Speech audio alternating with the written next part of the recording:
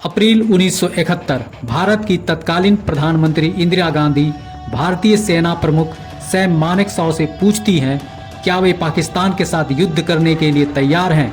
मानेकशॉ पूर्वी पाकिस्तान में मानसून की शुरुआत को लेकर युद्ध से इनकार कर देते हैं। वे युद्ध में जल्दबाजी ना करते हुए युद्ध अपनी शर्तों पर लड़ने की बात रखते हैं। चूंकि नवंबर मिडिल में पूर्व की जमीन सूख जाएगी जिससे तेजी से आक्रमण करना आसान हो जाएगा। दूसरी बात, दिसंबर के मध्य तक हिमालय के दर्रे भी बर्फ से बंद हो जाएंगे जिससे चीन भी युद्ध में हस्तक्षेप की स्थिति में ना आ पाएगा। वास्तव में इंदिरा जी जल्दबाजी में की गई सैन्य कार्रवाई की कठिनाइयों से अच्छी तरह वाकिफ थी, इसलिए उन्हें अपने कैबिनेट, विपक्षी तथा जनता को गुड फेथ में लेते हुए युद्ध की तैयारी करनी थी। जुलाई के मध्य तक भारत ने हमले की योजना बना ली। नमस्कार, फैक्ट्स डायनेमिक चैनल के इस एपिसोड में आपका स्वागत है। अभी तक आपने इस चैनल को सब्सक्राइब नहीं किया तो प्लीज कर ले ताकि नेक्स्ट वीडियो की नोटिफिकेशन आपको मिलती रहे। वीडियो पर वापस आते हैं। दरअसल 1971 में भारत पाकिस्तान विवाद बांग्लादेश मुक्ति युद्ध से शुरू हुआ था। पूर्वी पाकिस्तान, आज का बांग्लादेश, और पश्चिमी पाकिस्तान के बीच राजनीतिक तनाव की उत्पत्ति 1947 में यूनाइटेड किंगडम द्वारा भारत के बंटवारे के परिणाम स्वरूप पाकिस्तान के निर्माण में हुई थी। पाकिस्तान के पूर्वी और पश्चिमी हिस्सों के बीच भौगोलिक दूरी बहुत ही अधिक थी। दोनों हिस्सों के बीच की दूरी 1600 किलोमीटर की थी। पूर्वी और पश्चिमी पाकिस्तान की भाषा, संस्कृति तथा रहन सहन में कोई समानता थी ही नहीं।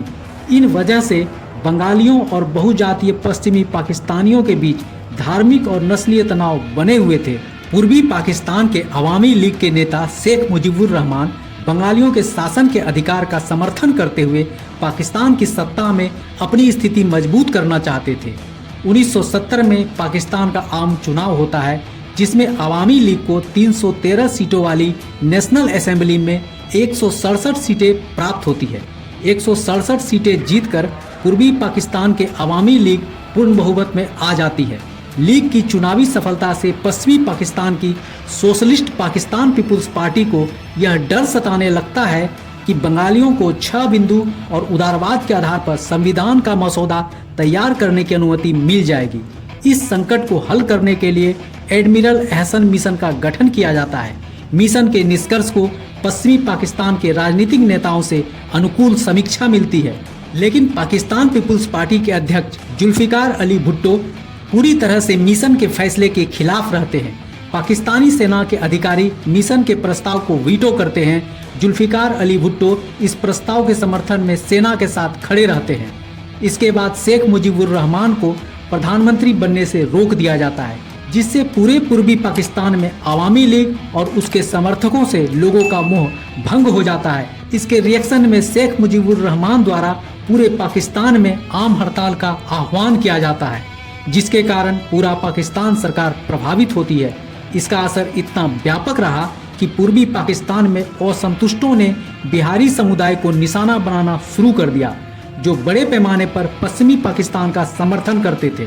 मार्च 1971 की शुरुआत में पूर्वी पाकिस्तान के चटगांव में बंगाली भीड़ द्वारा लगभग 300 बिहारियों का कत्लेआम किया जाता है। पाकिस्तान सरकार बिहारी नरसंहार को बहाना बनाकर बड़े पैमाने पर पूर्वी पाकिस्तान में सेना की तैनाती कर सैन्य कार्रवाई शुरू कर देती है। राष्ट्रपति याहा खान पूर्वी पाकिस्तान के chief of staff lieutenant general Yakub Khan से इस्तीफा ले लेते हैं। इस्तीफे के बाद पूर्वी पाकिस्तान के असंतोष को दबाने के लिए पश्चिमी पाकिस्तान के नेतृत्व में सेना को कमान सौंप दी जाती है। सेना द्वारा असंतुष्टों की गिरफ्तारी शुरू होती है। पूर्वी पाकिस्तान में हड़ताल और असहयोग आंदोलन बड़े पैमाने पर चलता रहता है। 25 मार्च 1971 की रात पाकिस्तानी सेना के लेफ्टिनेंट जनरल टिक्का खान के नेतृत्व में ढाका पर हमला कर अवामी लीग को गैर कानूनी घोषित कर दिया जाता है। अवामी लीग के कई सदस्य और समर्थकों को भागकर भारत में शरण लेना पड़ता है। 26 मार्च की रात 1:30 पर शेख मुजीबुर रहमान को गिरफ्तार कर पाकिस्तान ले जाया जाता है। पाकिस्तानी सेना द्वारा अपने बंगाली नागरिकों के खिलाफ बड़े पैमाने पर नरसंहार की खबर आनी शुरू हो जाती है। स्थानीय अखबार मीडिया के मुताबिक पाकिस्तानी सेना और समर्थकों द्वारा बांग्लादेश में तकरीबन 3 लाख लोगों से अधिक की हत्या और बड़े पैमाने पर महिलाओं के साथ बलात्कार की गई थी। लाखों लोग भागकर पूर्वी भारत के राज्यों में शरण लेने को मजबूर थे। भारत द्वारा पूर्वी पाकिस्तान भारत सीमा को खोल दिया जाता है। पश्चिमी बंगाल, बिहार, असम, मेघालय और त्रिपुरा की राज्य सरकारों ने कई शरणार्थी शिविर स्थापित किए। पूर्वी पाकिस्तानी शरणार्थियों की बहुत बड़ी आबादी के कारण भारत की पहले से ही बोझिल अर्थव्यवस्था और भी खराब हो गई। भारत सरकार ने बार बार इंटरनेशनल कम्युनिटी से सहायता की अपील की, लेकिन कहीं से कोई रिस्पांस नहीं मिला। तत्कालीन प्रधानमंत्री इंदिरा गांधी ऐसी स्थिति पर फैसला लेती हैं कि लाखों शरणार्थियों को भारत में लेने के बजाय पाकिस्तान के खिलाफ युद्ध ज्यादा किफायती हो सकता है। 28 अप्रैल 1971 को भारत सरकार के केंद्रीय मंत्रिमंडल द्वारा सेनाध्यक्ष सैम मानेकशॉ को पूर्वी पाकिस्तान जाने का आदेश दिया जाता है। पूर्वी पाकिस्तान के समर्थक सैन्य अधिकारी और भारतीय research and analysis wing raw ने तुरंत मुक्ति वाहिनी गुरिल्लाओं की भर्ती और प्रशिक्षण के लिए भारतीय शरणार्थी शिविरों का उपयोग करना शुरू कर दिया। पाकिस्तान में समाचार मीडिया का मूड पूर्वी पाकिस्तान और भारत के खिलाफ तेजी से कट्टरपंथ और सैन्यवादी हो गया था। पाकिस्तान सरकार द्वारा रावलपिंडी, इस्लामाबाद और लाहौर में गाड़ियों पर भारत को कुचलो लिखा हुआ पर्चा पोस्टर चिपकाया जा रहा था। जल्दी ही इस तरह का पोस्टर पंपलेट पूर्वी पाकिस्तान के बाकी हिस्सों में भी फैलने लगा था। अक्टूबर तक शेख मुजीबुर रहमान को फांसी दो वाला पोस्टर भी दिखने लगा था। 21 नवंबर तक मुक्ति वाहिनी के समर्थन वाली भारतीय सेनाएं पूर्वी पाकिस्तान में प्रवेश कर जाती हैं और युद्ध की तैयारी में वहां टिकी रहीं। रसिया द्वारा पाकिस्तान को युद्ध के खिलाफ चेतावनी दी जाती है। इस चेतावनी के बावजूद नवंबर महीने में ही रूढ़िवादी पाकिस्तानी राजनेताओं के नेतृत्व में हजारों लोगों द्वारा पाकिस्तान में मार्च किया जाता है, जिसमें भारत को कुचलने का आह्वान किया गया। 23 नवंबर को पाकिस्तान के राष्ट्रपति याह्या खान नेशनल इमरजेंसी घोषित करते हुए देश को युद्ध के लिए तैयार रहने का आह्वान करते हैं। 3 दिसंबर की शाम लगभग 5:35 पर पाकिस्तानी वायुसेना द्वारा ऑपरेशन चंगेज खान के तहत भारत के 8 एयरपोर्ट को निशाना बनाया जाता है। उसी शाम प्रधानमंत्री इंदिरा गांधी रेडियो पर राष्ट्र को संबोधित करती हैं। पाकिस्तानी हवाई हमले भारत के खिलाफ युद्ध की घोषणा है। भारत पूरी मजबूती के साथ इसका जवाब देगी।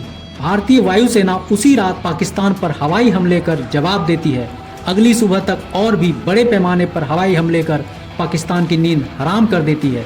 भारतीय सेना हवाई, समुद्री और जमीनी स्तर पर मुस्तैदी के साथ मोर्चा संभालती है। भारतीय सेना का मुख्य उद्देश्य ढाका पर कब्जा कर पश्चिमी मोर्चे पर पाकिस्तान को रोकना था।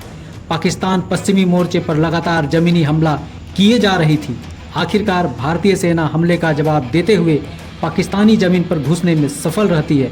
पाकिस्तानी सेना की कोर 1, कोर 2 के साथ साथ उसके मरीन की पंजाब टुकड़ी को भी भारी नुकसान उठाना पड़ता है। भारतीय सेना पाकिस्तान के बहुत बड़े क्षेत्र आज़ाद कश्मीर, पंजाब तथा सिंध के क्षेत्र पर कब्जा करने में सफल रहती है। पश्चिमी मोर्चे पर भारत की इस जीत से पाकिस्तानी सेना के सैनिक भावनात्मक और मनोवैज्ञानिक तौर पर काफी हतोत्साहित हो गए। उनमें भारतीय सैनिकों के खिलाफ रक्षात्मक लड़ाई लड़ने की कोई हिम्मत नहीं बची थी। भारत पाकिस्तान का यह युद्ध मुख्य रूप से बांग्लादेश मुक्ति को लेकर लड़ा गया, जो अलग अलग मोर्चे पर जमीनी, हवाई तथा समुद्री स्तर पर लड़ा गया। यह युद्ध 16 दिसंबर तक जारी रही। दोनों पक्षों को काफी नुकसान हुआ। भारत की तुलना में पाकिस्तान का पक्ष काफी कमजोर साबित हुआ। भारतीय यूनिट पाकिस्तानी सेना को काफी पीछे धकेल चुकी थी। जब संघर्ष शुरू हुआ तो युद्ध ने तुरंत सैन्य और कूटनीतिक रूप में भारत और बंगाली विद्रोहियों के पक्ष में निर्णायक मोड़ ले लिया था। भारतीय सेना के पूर्वी कमान के general officer commanding in chief lieutenant general Jagjit Singh Arora पूर्वी पाकिस्तान में हमले का नेतृत्व कर रहे थे। इंडियन एयरफोर्स के लड़ाकू विमान पाकिस्तान के छोटे छोटे हवाई दलों को नष्ट करती जा रही थी। भारतीय युद्ध अभियान की तकनीकों ने पाकिस्तान की स्थिति को काफी कमजोर कर दिया था। पाकिस्तानी सेना के नेतृत्व में हार की मनोवैज्ञानिक दहशत फैलने लगी थी। इसके बाद भारतीय सेना द्वारा ढाका को घेर लिया जाता है और तुरंत आत्मसमर्पण करने का अल्टीमेटम जारी किया जाता है। अल्टीमेटम सुनते ही पूर्वी पाकिस्तान की सरकार गिर जाती है। 16 दिसंबर 1971 को पूर्वी पाकिस्तान के मुख्य मार्शल लॉ प्रशासक और पाकिस्तान सेना के commander lieutenant general Amir Abdullah Khan Niazi द्वारा आत्मसमर्पण के डॉक्यूमेंट पर हस्ताक्षर किए जाते हैं। आत्मसमर्पण के बाद केवल कुछ देशों ने ही नए राष्ट्र को राजनयिक मान्यता प्रदान की थी। 93,000 से अधिक पाकिस्तानी सेना भारतीय सेना और बांग्लादेश मुक्ति वाहिनी के सामने आत्मसमर्पण करते हैं, जिसे द्वितीय विश्व युद्ध का सबसे बड़ा आत्मसमर्पण के रूप में देखा जाता है। बांग्लादेश संयुक्त राष्ट्र में प्रवेश की मांग करता है, जिसके लिए अधिकांश देश बांग्लादेश के पक्ष में मतदान करती है। चीन इस प्रस्ताव पर वीटो कर देती है, लेकिन पाकिस्तान का एक प्रमुख सहयोगी होने के बावजूद भी संयुक्त राज्य अमेरिका बांग्लादेश को मान्यता देने हेतु प्रस्ताव का समर्थन करता है। 1972 में भारत पाकिस्तान के बीच शिमला समझौते पर हस्ताक्षर किए जाते हैं, जिसमें यह तय किया जाता है कि भारत द्वारा पाकिस्तानी युद्धबंदियों की वापसी के बदले बांग्लादेश की स्वतंत्रता को मान्यता देगी। दोस्तों, आज का ये एपिसोड आपको कैसा लगा? उम्मीद है अच्छा लगा। तो देर क्यों, जल्दी से लाइक कर दें और अपने दोस्तों को शेयर भी कर दें। साथ ही साथ चैनल को सब्सक्राइब करना तो बिल्कुल ना भूलें। आज के लिए बस इतना ही। मिलते हैं नेक्स्ट एपिसोड में एक नई इंफॉर्मेटिव वीडियो के साथ। नमस्कार, जय हिंद।